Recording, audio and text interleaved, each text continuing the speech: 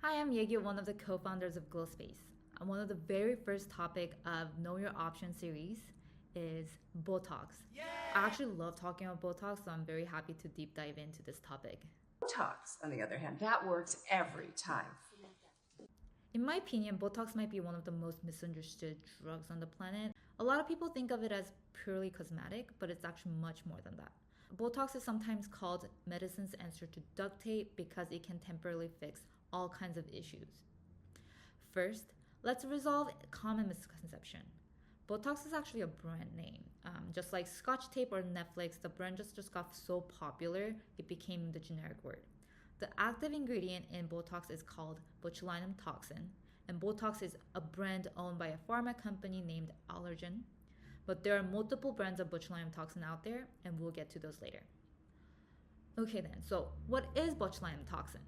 Botulinum toxin, as well as the name suggests, is a toxin, and possibly one of the most potent toxins out there.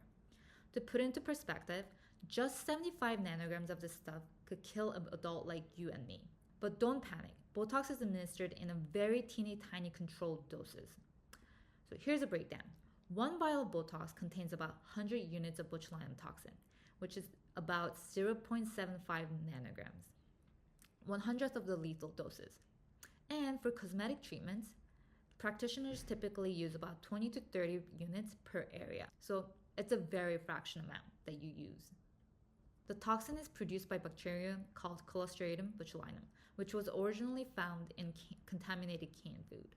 Fun fact, the name botulinum comes from the Latin word for sausages because toxin was originally linked to poorly prepared sausages. There are 7 types of botulinum toxin, A through G, but only type A and B are used for medical and cosmetic purposes.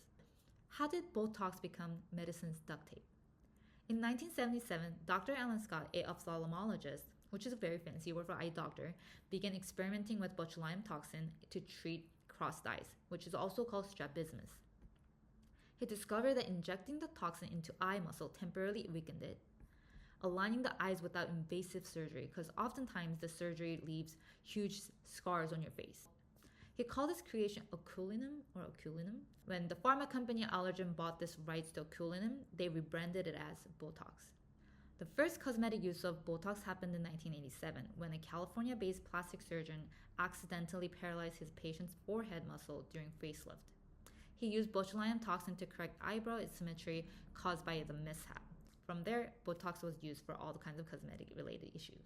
As we talked about, Botox isn't just for wrinkles. It's FDA approved for treating conditions like TMJ, which is the jaw pain, excessive sweating, migraines, and eye conditions like crossed eyes, strabismus, eyelid spasm, and all kinds of muscle-related issues. And many of these treatments are even covered by insurance.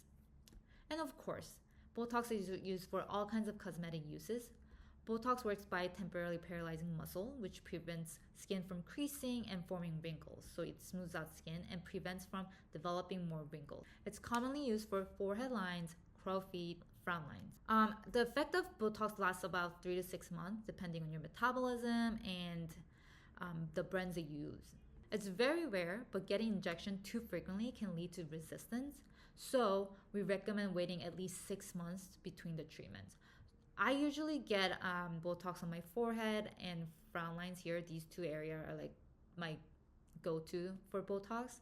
And I've been doing it every 13 to 15 months between the treatments. Obviously, as I get older, I might do it sooner, but as of now, I'm very happy with that time period. As we mentioned earlier, there are multiple brands of botulinum toxin, and there are 5 main brands. One is obviously Botox, which is owned by Allergan, manufactured in Ireland. It's the real OG because it was used for eye surgery, like eye-related issues. It's known for precise targeting and consistent results. However, it takes about 5 to 7 days to kick in, and you can see the full effects by the 14th day. A lot of providers say it lasts about 3 to 4 months. Doxify, it's the new kid on the block, made in the USA. It's approved by FDA maybe 2 or 3 years ago, and has a stabilizing formula for longer lasting effects. A lot of providers mentioned it can last up to 6 months. It's It's designed to minimize the risk of resistance. Dysport, made in the UK and popular for its fast onset, meaning it takes about 2 to 3 days to see the full effect. It spreads more widely, so it's great for the larger areas like forehead. And a lot of providers mention that it lasts 3 to 4 months. Xeomin, it's manufactured in Germany and known for its naked formula, meaning it has the least amount of additives. It helps to reduce the risk of resistance, but has shorter duration. It also allows more natural movement compared to Botox, so if you're looking for something more natural, Xeomin would be the best one to go.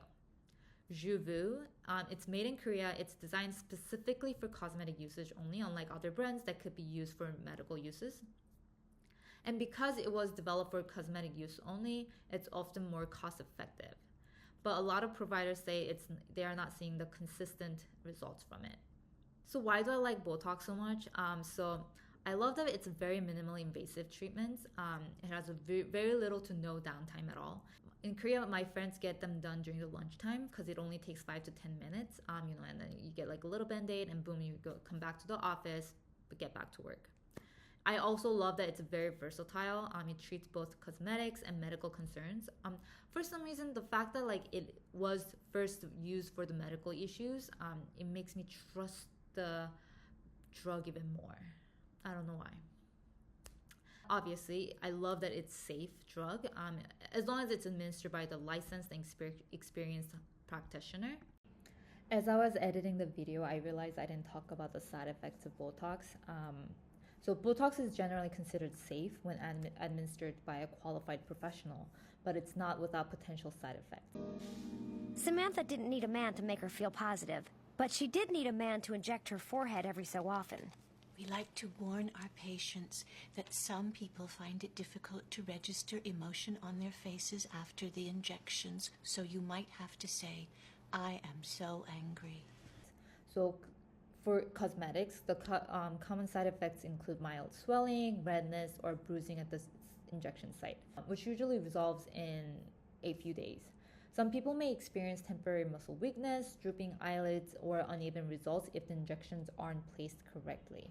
It's very, very rare for cosmetic treatments, but some serious side effects could include difficulty swallowing, breathing, or speaking if the toxin spreads beyond the treatment area. But because cosmetic treatments are usually on your face, it's very, very unlikely.